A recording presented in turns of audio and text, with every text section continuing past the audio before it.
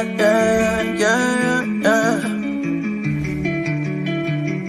he wanna life.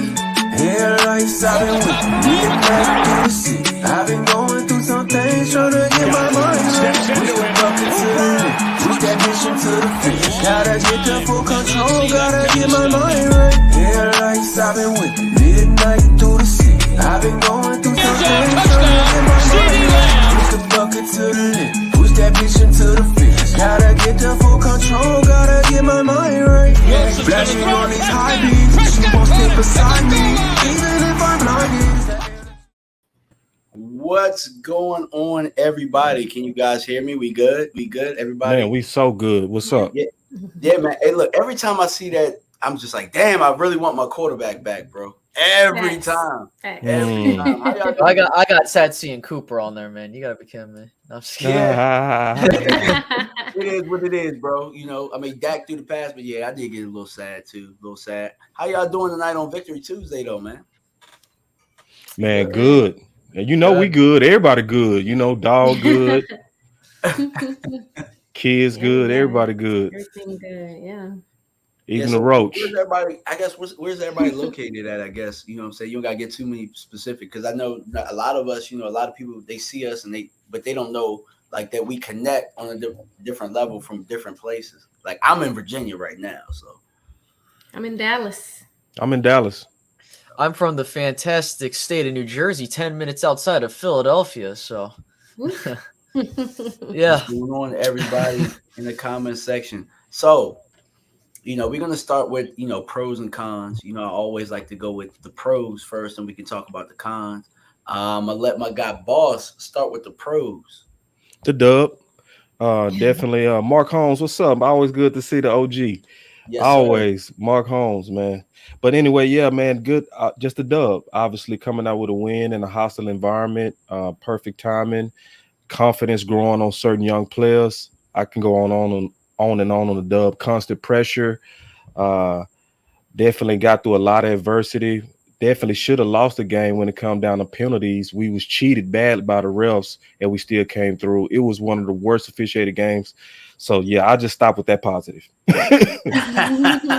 Yeah, I go to Mary because Mary's new. You know, Mary. Everybody knows Mary, but you know, Mary been me for about a month, 2 months, somewhere. So, how you feel? What are your pros? Yeah, I'm gonna say CeeDee Lamb. It's been hard to get him involved in this offense. You know, coming into this season, we knew he was going to be taking over the number one wide receiver spot. And, you know, he's had some issues with drops early in the season. Just, you know, had some hard time connecting with Dak or with Cooper. And, you know, started off the game, you know, on that same wavelength yesterday, but he was able to overcome it and he ended up having a great game. And I think, you know, finishing the way he did is going to do a lot for his confidence and for this offense going forward. Definitely.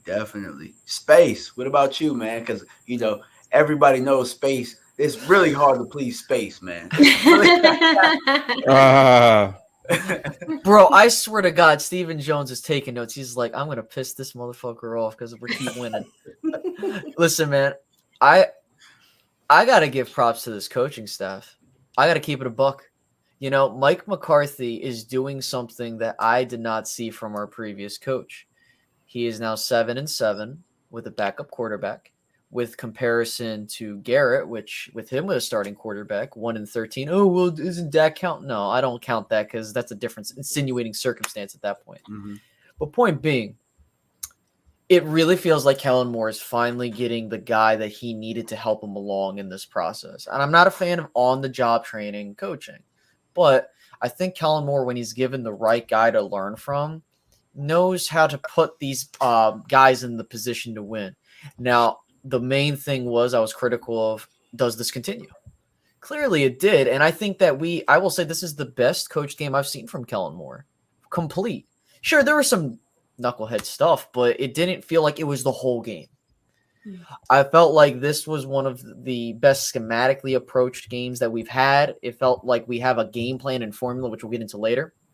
And I think what I'm worried about, if you bring Dak back, are you going to continue this? Because you have something that works. It's just a matter of, do you stick to it? Definitely. All right, so we're gonna talk about some of the cons. Well, actually, I'll give my pros because I guess I have to give that. I like that we are. This is a character win. You know what I'm saying? You have to have character wins. We watched Philadelphia, and it's not me hating on them, but they haven't faced any adversity yet. And the thing that every championship team faces, and I know I'm saying championship, and I'm not necessarily saying we're going to the Super Bowl, but all of them face some type of adversity, and you have to overcome it, whether it be cold weather, whether it be injuries. Something has to bond the team together. I think that this team has banded together, and they're playing like a team. In the last 2 weeks, they have won like a team. I don't think that we have necessarily played perfect football, but the one thing that I can say is that the team is playing together. It looks like they're playing for a common cause. So I'll say that, and it's a big ups to, like you guys said, the coaching staff. But make no mistake, and I'll get into the cons. It was the Giants. You know what I'm saying? Like, and there were times in that game we made bonehead penalties, things that, like, on the defensive side of the ball. Sam Williams. I mean, you got to know you can't hit him that close to the sideline. It is what it is. We're reffed differently. I guess the swatting the ball, the holding penalties. We're still getting a ton of penalties. You know what I'm saying? And they're drive killers. So, and then I think the biggest con for me was 3rd and 1. We're running the football down their throat. The Giants haven't stopped us short yardage all day. And we decide to get cute with 6 minutes to go, up a score. You know what I'm saying? Like, you might have been able to take 1 to 2 more minutes off that clock. You got to know how to win. At 6 minutes, keep the clock running, sir. What are you doing? Trying to throw a one-man route to Noah Brown. Yeah, they held him up, but come on. It was a worse play call. Run the football. You got those tight ends penning and pulling, and you run a counter trade, and you got both of your backs going. Man, keep the ball rolling. If they stop you, 40 more seconds roll off the clock. But I'm going to start with Mary on the cons, because I know my guy Boss has a few. Yeah, I think my main con is I want Turpin more involved in the offensive side of the ball, not just special teams. His speed is something that we lack, on that side of the ball. We have Pollard, who's, shifty, and, Lamb, he's not slow or anything like that, but that kind of speed, you get him the ball downfield and it's most likely a home run. So I want to see him get involved more. And that's something we've been waiting on. That's something that they promised us in the offseason, and we've yet to see it. And I think there's been opportunities for him to do that. So I definitely want to see more of that. Oh my God. And I'm going to go space real fast. I think that the Cowboys did a better job closing this game, but it could have been a lot cleaner. When they did that 3rd-and-1, me personally, if you were going to do that play, go for it. Run the ball up the middle. Like, don't be afraid, man, because you did a 4th and 5 when you were clearly still in the game, but you were willing to do that, but not that. It's like the consistency factor bugs me. Like you mentioned, Turpin being involved in the offense would help. I think that I don't know. I don't know if it's just because it's just me looking at it and it's Cooper Rush, but it does feel like there are moments where it's like maybe you can open the playbook a little bit up at some of these moments. They did it a couple times in the game, but it just feels like we're still that inconsistent factor in the penalties. You had 8 penalties. Yeah. That's not good, and I understand what happened with the referees, but there were a couple boneheaded things. Sam Williams, I think Kelvin Joseph was another. I'm like, dude, you're giving these guys points. Like, this is how they have won, and it really felt like, oh no, like, and the linebacker play. This game, it didn't feel as good, but I think with J-Ron being out, I could see it, but I don't know. Maybe I'm just being a bit too critical, but I really felt that the linebackers had some mishaps in this game. Yeah, I think we missed more tackles this game. I think coming out of the Bengals game, I talked about previously how it seemed like they didn't really miss any tackles. Turns out PFF credited them with missing 3 total, which is really good. especially considering who you have on Bengals offense. So going into this game, that made me really confident, but I felt like we missed more tackles this week, and that's something they definitely got to clean up. Yeah. Paper and everything. I knew he was ready. Go ahead, boss. No, actually, Mary just took one of my points on the missed tackles. I don't trust PFF on that 3 missed tackles because I think our eyes saw. Yeah, You know what I mean? We yeah, saw I agree. probably more missed tackles from Donovan Wilson, 3, right? I think he missed some tackles, key tackles actually. I know at least 2. So I think PFF they got to go double check that. No way, because I can count 3 off the top of my head that Well, they missed. they were saying in the Bengals game. For this game, I don't know how many they missed, but we Oh, okay, definitely for missed the one. Bengals game. Okay, you were Yeah, saying yeah, that we wasn't as good. Yeah, okay. Yeah, so yeah, now yeah. so I basically agree with you on the missed tackles. And then everything else I'll be echoing. I guess I'll go into a little bit more. I didn't like the red zone play calling by Kellen Moore, nor did I like the key decision play calling on shorts, third and shorts. I did like the aggressiveness. I like the timing of it. I am into analytics where there are a lot of analytics that preach that points are more valuable, especially when you start approaching uh, they're 40, and that's right around where we were when we was going for it on 4th and 4. I believe in the points theory. I do believe, especially with a defense that been playing as good, and the fact that we was being very stingy in terms of stopping the run, and Daniel Jones is their quarterback. I thought that was the perfect time to be aggressive, so I did like that 4th and 4. But it was stuff like what Space said, where we was truly controlling the game on the ground. We would get into the red zone, and then we would start throwing the ball. When the running game was not only working, it was killing them. So I sometimes just get a bad feeling about Kellen Moore that when it's working too good, it's almost like he want to show how smart he is by going away from the obvious thing. Like it's like sometimes genius is doing the obvious. So that would be my maybe only 3 knocks on this game. I would also add one more thing, and that would be opportunity costs, right? So Tank had 3 sacks, but he left 3 on the table. He should have had 6. He could have had a season of sacks in a game. He really could have. He was really shoestring away from getting 6 tackles. You had 1 TD by Lamb, but you should have had 2. You had 1 interception by Diggs, but you should have had 3, and one of them should have been returned for a touchdown. So when you kind of add it all up with what everybody talked about in terms of penalties, when you talked about the red zone, when you talk about the missed tackles, we talking about if we clean up, just clean up, not even be great, just clean up. We talking about blowing them out about 40. And anybody that's trying to prepare, in my opinion, for big games, you got to, even with a backup, make a statement in the game like this to show that we're a complete team and a contender. Yeah, definitely. And there's one play I think you missed too. Turpin, you can't let the punter. I mean, I thought he should have scored personally. I thought he should have trusted his speed. I thought he would have beat the punter to the sideline personally. Um, and I think too, offensively, I don't know what it is about CD in that first half, but at one point I'm looking like, is Noah the number 1 right now? Like, what is going on? Like, Oof. we threw the same screen pass to Noah Brown. Earlier in the game, we threw it to CD. He had 1-on-1. He gets tackled in open space by 1 guy. Noah Brown makes 2, 3 people miss.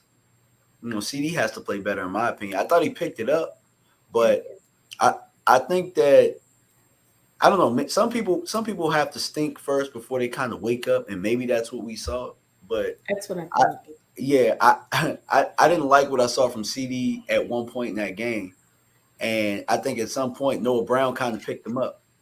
I think he saw Noah Brown playing tough, and I mean, I'm proud of that dude, man. Noah Brown came a long way because I mean, I'm pretty sure at some point all of us was like, why we still got Noah Brown on the roster? Probably been saying that for years.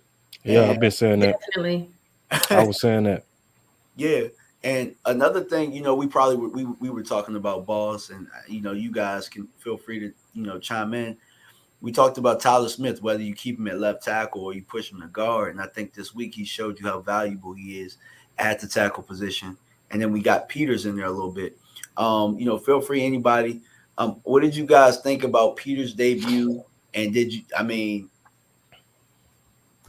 Farniak played well as well, but like, how do you guys feel about the overall line play? I love it. Much better. I think that cohesion is huge. And I said in my last video, I would have a brain aneurysm if they try to play musical chairs with this offensive line again. Now, that doesn't mean I don't have a problem if it's like one position you're switching out and like you can see a vast improvement, which I think if I saw statistically, Peters, he only had like one snap in his entire career up until that point at left guard, if I remember correctly. But the minute he gets in there, 48 or 46-yard run from Pollard. Now, it is one play, but you can see that is what this offensive line is going to need for the remainder of the season. And I think that the whole pitch count thing kind of irked me because I was like, where the hell is he at? Thank you. I was like, where's he at? I'm like, bro, if he's playing good, then don't F this up. Now, luckily, Farniak did decent enough.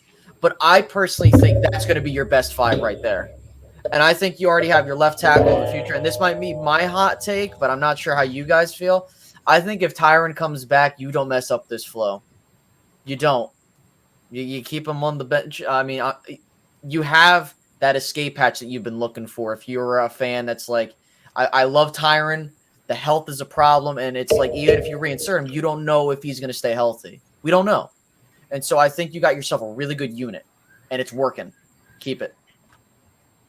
Yeah, I agree with Tyron. Like, we all loved him. He's been a great player, but, at best it was December maybe. By then we'll be hopefully in our groove even more. And like you said, we don't know if he's going to get injured again. But he's a great swing. If we happen to, knock on wood, need him, we know he can come in, and we know that he can produce if he's healthy. So I think, even if Tyron's healthy later on in the year, you keep it as is. Very happy with Tyler Smith. We were at the draft together, DMV, and we were like, what? It was hot. Pretty much our whole group was like, what? And then they said he was LT of the future, and then all off season they put him at LG, and then last minute they put him back at LT. It was very confusing. It's very frustrating. I was very worried about him, but I'm so happy that he's walked through the door so far. And that Jason Peters, that one snap at guard before, it came in handy, I guess, because I didn't even see him come in for Farniak. But I saw that run, and I was like, Jason Peters must be in. And then I looked at the number, and that's what it was. So definitely a huge difference. I think that's your best 5 for now, and you don't put Farniak back in at all. Yeah, and obviously I love the offensive line. Shout out to Coach Philman. He got definitely shot at a lot over the offseason. I think it was unwarranted, most of it. I think most of it was actually Stephen Jones and Jerry when it came down to the debacle of La'el Collins versus Steele last year. But then Philman got the blame for it. So then Philman left to his own devices, is showing that he can do his job.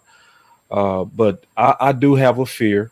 I do have a fear that Stephen Jones is running this offense, and he loves his young guys. So I'm with you, Space. I just don't get the lack of common sense that when you get in there and you see run action and then it's working epically. I wish I had a button. Boom, some kind of button. I need a button right now. And you go away from it.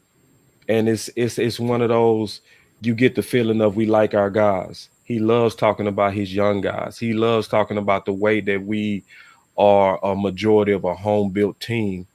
And he has an entitlement that's so massive that even when the best 5 is staring you in your face, you won't accept it because you want it your way.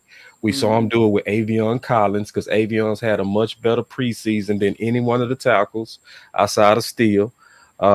And he didn't get a first shot. They never gave him a shot to actually work both sides to be the future swing or be the current swing. They never did because you could tell he's in love with his way of building his team more than just having a team itself that's just put together well by Will McClay and competition worked it out. But I just smell that we getting ready to see disrespect and see Stephen Jones so tone deaf that he won't even know that it's disrespect. And what other team do you have a Hall of Famer and talk about young guys? Only with the Dallas Cowboys and only with Stephen Jones. So when you see somebody make a debut like Peters, and it's gonna be a debate whether left tackle is a way for him to go or moving Tyler to guard or whatever, or guard with Peters and Tyler at the left tackle. That's not the debate. At this point, I really want to see the best five because I think that portion go work itself out, to be honest. Because I think with Tyler Smith, we got a low-key Slater-ish type of guy. Definitely, man. Let's talk about the right side. Y'all brought him up, and somebody said it before. Like, what do we think about Steele and his game on the right side? If I would have told y'all at this point, Steele would be the second best lineman on this team. If I would have told you that in the summer, what would you have said? Well, I'm on record. I'm on record by already putting him over Zach Martin and T. Smith in the summer. I did. And all I did was I looked at the film. That's all I did is I looked at the film. He was the most physical run blocker last year. He gave up no sacks the whole time he was starting at right tackle last year. He hardly gave up any pressures the whole time he was at right tackle last year. And so when I look at the decline, when it is a small decline going on with Zach Martin, it is. It's small, but it is. You can see him starting to go downhill slightly, but it's happening. I saw him on the ground a couple times yesterday. You see what I'm saying? So it's kind of like I'm really not shocked. I was more so shocked, honestly, last year, DMV, because I first had Lael way better than him, but it was only based on reputation. And then we was doing a show called Competition Tuesday, which forced me to the film. Because you don't want to just make stuff up. You want to really verify. And then when I start verifying, I was like, ooh, I've been telling the people wrong. This dude is a killer. And when I say a killer, he don't get props enough. I put it like this. If he would have been a first rounder, he would be getting the praise that Tyler Smith is getting in right now. Yeah. That's why I want to make sure we talk about Steele. Go ahead. I'm sorry. No, I was just finishing the point. I wanted to make sure we talked about Steele. We talked about the offensive line because he should get some flowers. I mean, listen. Oh, I'm sorry. Go ahead. Oh, no, I was just going to say to your question about what I've said, if you had mentioned this in the offseason. Oh, yeah. My main thing during the offseason was, I was extremely pleasantly surprised by Steele last season. We all panicked. When we lose some, an important piece on our offensive line. So I was, very pleased with what I saw him do in such a, very few starts. My main thing this offseason, I was fine with them getting rid of Lael. My main thing was, okay, we need a good swing. And my main thing with Steele was, just hoping he doesn't, you always got to worry about, somebody can always have a good year, a great year, and then fall off completely. It was just mainly, can he be consistent? Can he, improve upon what he was, or at the very least, be as good as he was? And so, I'm not surprised that he's continued to do well. I'm very, very, very happy with that. Mm-hmm. Yeah, and I know. Yeah, I was actually just about to get to that. So for those that don't know, Steele is going to be a restricted free agent at the end of. Let me bring it back. Oh, my bad. Here we go. Yes. I was advocating for this thing in the summer. I said now, and the main thing for that, and I get it, he's a restricted free agent, so we'll see how that process goes. But if I'm the Cowboys, listen, any team, when you're building your offensive line, the tackles are the most important part. Yes, the center and the guards are also, I mean, all of them are important. But your blind sides to your quarterback are the most important part. You have that in Steele and Smith now. That's why I'm really big on Smith getting as many reps as possible. But here's the big thing that I kind of had a big thing with the front office. You can get later value with the interior in the later rounds. Like you look at a guy like Farniak. He's giving you – now, is he great? No, but he's giving you solid enough production where it's like, okay, I can see this guy starting. He's average NFL starter, right? And that's why I'm like, okay – you have something there next season. And so what I like, too, is it kind of gives you that young offensive line again, right? Tyler just turned 21. Yeah. You have Steele, I think he's 25, 26. Woo! Farniak and Biotish are 24, 25. Zach Martin's the only guy that's out. And listen, he's still doing Zach Martin things. Granted, you're kind of starting to see those things. But I personally believe that next year, if the Cowboys want to upgrade this offensive line, you can take a look at your left guard. If you're like, you know what, we need to upgrade that. Or, hey, we want to get a better center. But, like, you're not hard-pressed for it as much as I thought. And I'm glad he's actually played better. Huh? Biotish has played better this year. Listen, you can see it. He's been better. Yeah, he's been better. The center play is, like, going to be key for that interior, too. And you're seeing that. Because before it would be like, the man's struggling. What are we doing here? Yeah. But now you have a offensive line of guys, young guys that have grown, and that I'll give Stephen Jones his prop for. You got value. A 7th-round pick was giving you starting level quality minutes. 4th-round pick, I think, 4th-round pick is giving you very like above average play at center. That is good, and I hope that the Cowboys continue that trend. I still, if I can improve at center, I'm still going to improve. Oh, I mean, listen, I'm not saying you don't improve. I'm just saying you have quality starters, but it's like what I said in the offseason. Okay, be honest, it can be solid, but you could do better. Yeah. Boss look like he's about to say something, though. No, I'm just loving it. Does you see my smile? Just go ahead. Just keep talking space. It's like that. That's why I told him. I said, "Bro, you're pretty much a member of this channel. Like, just whenever you want to drop by, just drop by." They need to give Steele one of those 10-year contracts like they did T. Smith. For real, too. I'm not joking. I'm not blinking. I'm dead.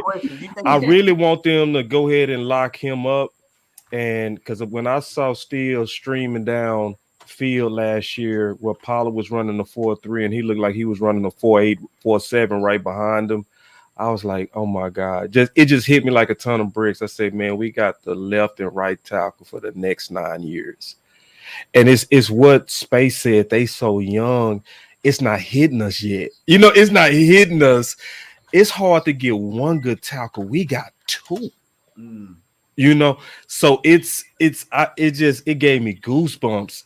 And just to hear Space talk like that, and just to see what we really got right now, obviously with Tyler Smith, but then with Steele, I just feel very good about Dak's future, and I feel good about the offense. And shout out to Will McClay, man. You sneakily have rebuilt this offensive line, and a whole lot of people need to give a shout out to the front office, Will McClay, even Jerry, all of those guys.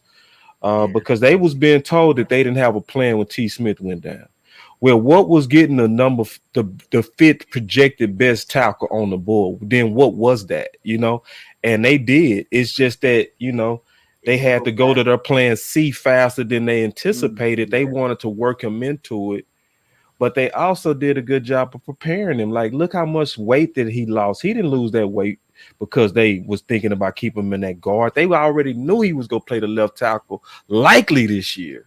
And they did a good job partnering with him and Duke, preparing for this moment. And shout out to Tyler Smith for seizing the moment, having that professionalism to know that you could be the future left tackle of your hometown.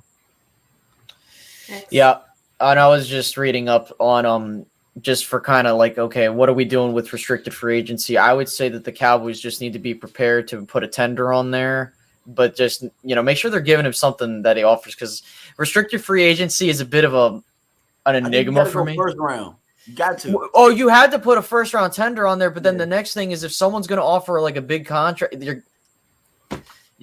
I'm not entirely sure how that works, because I know with the NBA it works a bit weird. NFL's weird, much weirder. But listen, if they throw something out there, you got to match it. It doesn't matter, dude. That first round pick, I don't care what anybody says. I'd rather take him than risk another guy. Yeah, because you got to think about all the first round tackles that went before Tyler Smith this year that aren't playing as good a football as he is. So, it's a crapshoot at the time. You know what I'm saying? And can I just add one more thing, and I promise I'll shut up. Yeah. Once again, Will McClay got what was considered kind of, one of the bottom 5 corners of tackles, and it ended up being the best again. Like, Will McClay, what are you doing? Like, how do you know these things? How do you know Diggs? We all love the pick, but Diggs was clearly the best corner. And then you get the fifth best tackle, and he is clearly the best tackle in this whole class year one. I mean, Evan Neal was It's not drafted by even the close, Giants bro. at Not like even number close. 7. So Well, I'll ask you guys this question real fast because I know Tyler didn't really get a chance to go against him, but how much would you credit really going up against like Micah Parsons in practice to really sharpening that steel? Oh, pun intended, I guess. I mean, I think you ain't seeing nothing like that in the rest of the league. exactly. Yeah. I mean, I think, it happened a lot in practice. It came, still got beat by Micah Parsons, still got beat by Micah Parsons. And I think a lot of Cowboys fans were like, I mean, what can you do against Micah Parsons? Because we already knew what was coming with Micah. So, I mean, like you said, he's not gonna face somebody that caliber every week, not hardly even close. So I think that definitely helped him, because he's like, oh, compared to what I usually deal with, this is like, okay, yeah, pancake. Like we had another Hall of Famer built that way, really, because I don't know if y'all remember, but D Ware used to give Tyron Smith fits in practice. Used to kill him. Like we thought he was a bum. Yeah. I think another big thing is look at the room he's in. Got future Hall of Famer and Tyron Smith, future Hall of Famer and Jason Peters. I mean, like that's Zach Martin too. Zach Martin too. I mean, he's learning from the best, and you can see his work ethic. And this is why I commend guys like Terrence Steele and Tyler Smith. Is these guys are not afraid to learn, and they're not arrogant. They're not coming in here with this attitude that I know what I'm doing and this, that, and third. Now, I was a bit worried about that with CD, but like, Michael Jordan said it best. In order to succeed, you first need to learn how to fail. There are moments where these guys are going to fail because they're young, and there's going to be a moment where it clicks. And I think that, people, and I'm not trying to excuse any poor play. I want to make that, like, listen, you're going to make mistakes. CD's 23, Tyler's 21, Terrence is 25. I mean, they're still learning. They're still children in the grand scheme of things of the NFL. So I really wonder how these guys are going to look once they start hitting their stride. Yeah. Crazy. Oh, crazy. And I wanted to talk about an extension of those guys that hasn't gotten enough praise, but somebody brought up Schultz earlier. And the two rookies out there yesterday at tight end. I mean, they made it so that we could, do some of those pulls so that Tyler could get out there, getting the sweep cracks and the counter trades. Let's talk about Hendershot and Ferguson in the blocking game yesterday. I'm gonna let Boss, start with that. Well, the thing that you see with both of those guys is an extreme willingness and an extreme hunger. That's the main thing that I love about both of those guys. I don't see the offensive intuitiveness of Schultz. You can tell Schultz knows the offense. You can definitely tell him and Dak is on the same page.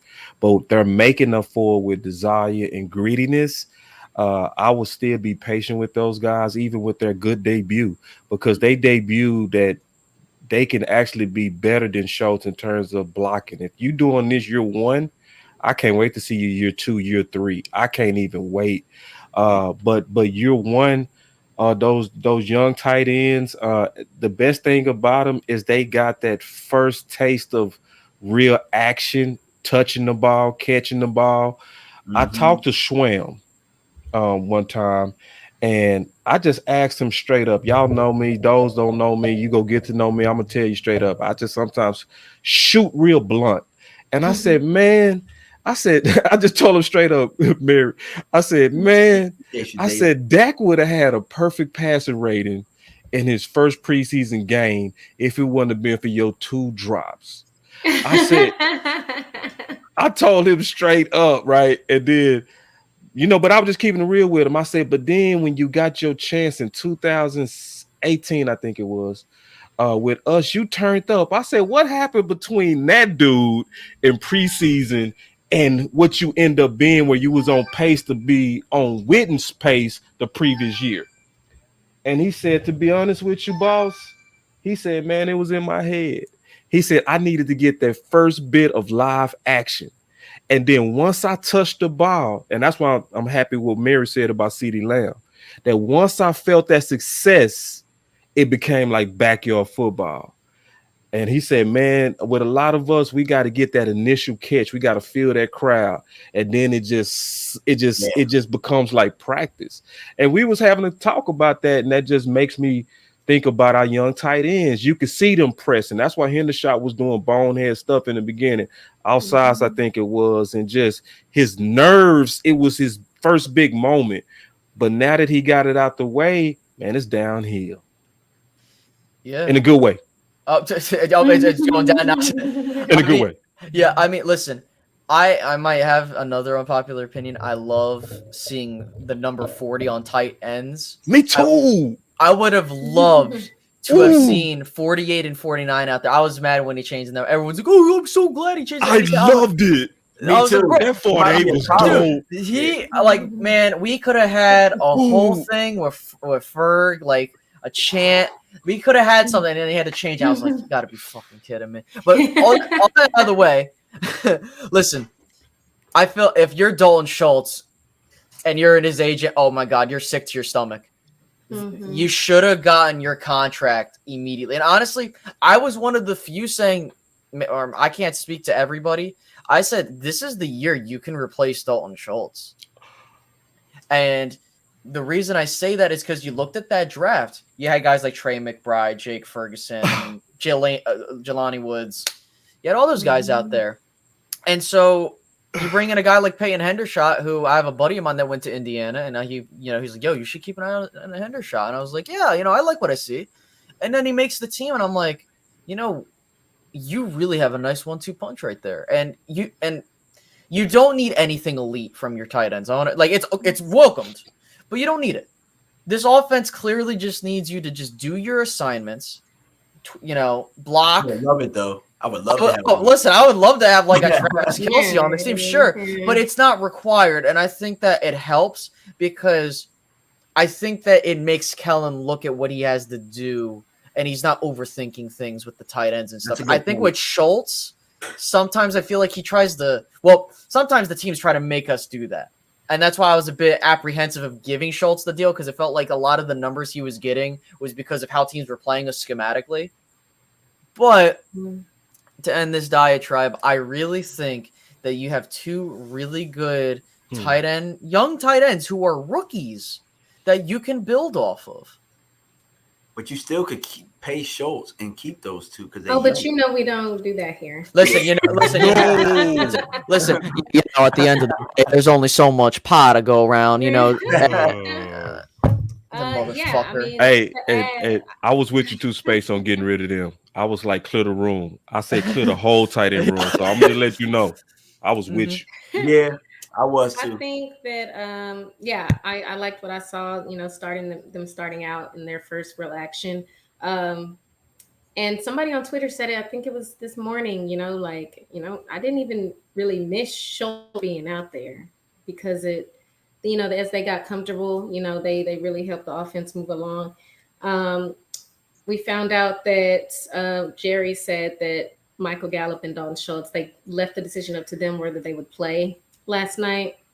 I think Dalton Schultz's agent is probably like, get your ass out there on Sunday. Your knee is ready because we got to get this contract. Even if it's not going to be with the Cowboys, he can't afford to miss any more time, being on that franchise tag. Nah, definitely not with these young boys. And if they're getting more, like you guys said, they're getting a lot more live action and starting to improve. Like, yeah, get your ass out there.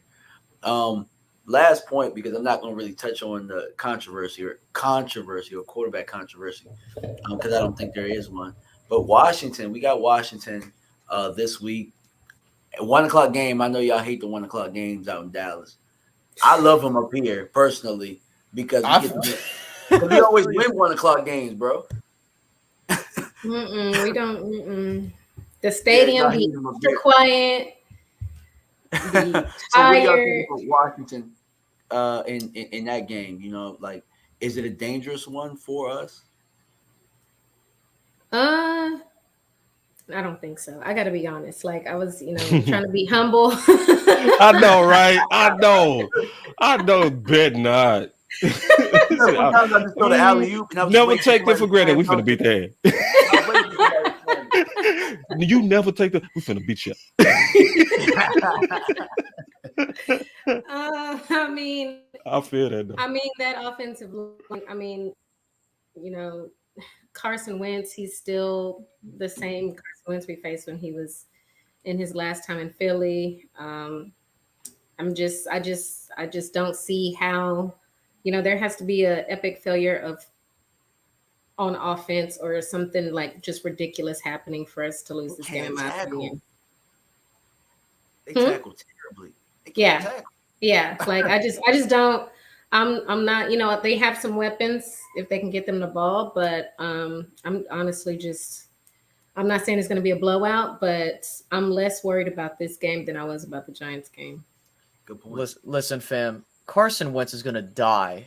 Like I honestly feel like this man. If you've seen the SpongeBob meme of the guy fully in cast, like that's what I feel like he's gonna end up being after.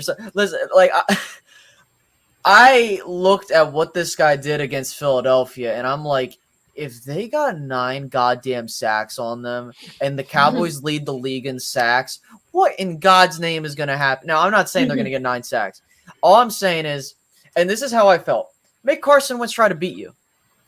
Make him try to beat you, because when you looked at what he did in Indianapolis, and you saw how he did successfully in Philadelphia early on in his career, it was a run game and getting the ball to his tight ends. Yes, I'm definitely going to see Washington try to employ that same game plan that New York was trying. They're going to try and do quick outs or get to the tight end, run the ball. But this is where if the Cowboys can make Carson Wentz hold the ball, he's going to make a mistake probably. And on top of that, you don't need to do a whole lot offensively. I know people were talking about, hey, do we bring Dak back? No.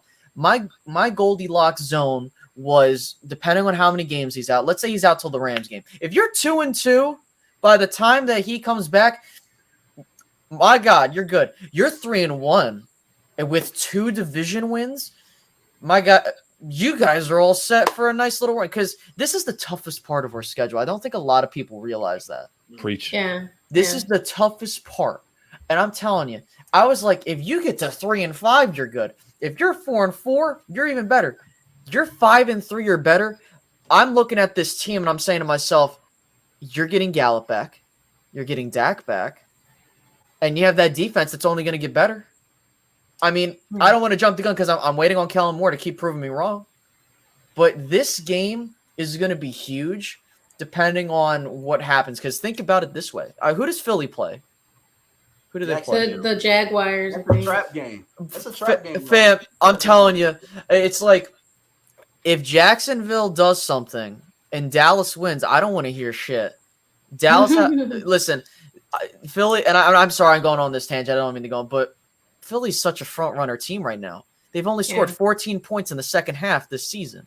Yeah. Is that disrespectful? Well, no, because it's an honest to God truth. I mean, go ahead. Their offense, that everyone's like, their offense does look good, but they haven't even gotten 40 yet. Like we were doing that like easily in teams, and people were saying, oh, we're fakers. It's just crazy to me how they can't even get to that, and their offense is supposedly now unstoppable. It doesn't make sense. Yeah, I never sleep on the division.